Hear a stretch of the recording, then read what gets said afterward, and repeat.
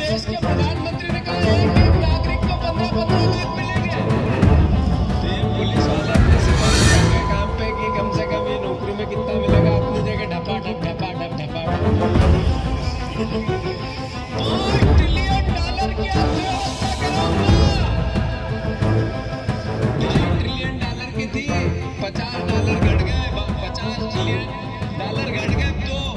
से हजारों ट्रैक्टर की रैली 60 किलोमीटर से ज्यादा किसानों ने चलाई है।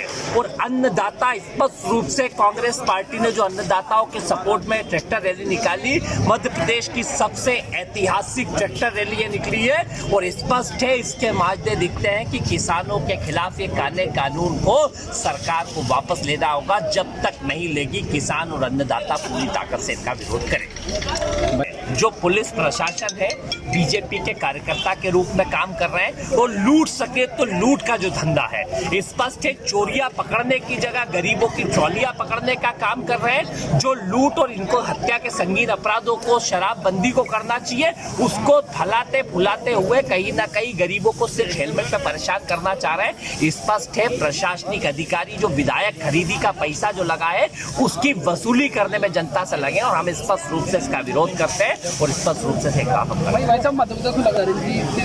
देखिए, जब भी बीजेपी की सरकार आती है, इस प्रकार से महिलाओं पे अत्याचार बढ़ जाते हैं, क्योंकि हर वो अपराधी बीजेपी का दुपट्टा डाल के अपने आप को नेता बनने लग गया है और वही लोग ज्यादातर अपराधों में संलिप्त पाए जाते हैं। पिछले 15 साल में भी इनके 43,000 से ज्यादा महिला अत्याचार पर बलात्कार की घटनाएं हुई और अभी भी लगातार जो घटनाएं होती है, इधर उधर की बात करते हैं, गाड़ दूंगा, दबा दूंगा, पटक दूंगा, बड़ी बड़ी सिर्फ मन से बात करवा लो शिवराज जी से। मुंह चलाने से सरकार चलाते हैं, जबकि मुंह चलाना बंद करके थोड़ा सरकार को चलाएं और कहीं ना कहीं के जो बलात्कार हो रहे हैं, जो महिलाओं पे अपराध हो रहे हैं, उन्हें रोकने के लिए काम करें और इस अन्नदाता का विरोध करने की जगह सरकार चलाने को देखने का काम करें। भाई साहब, कृषि कानून में अगर सुधार की कोई गुंजाइश ही नहीं है, ये कानून रद्द करने पड़ेंगे।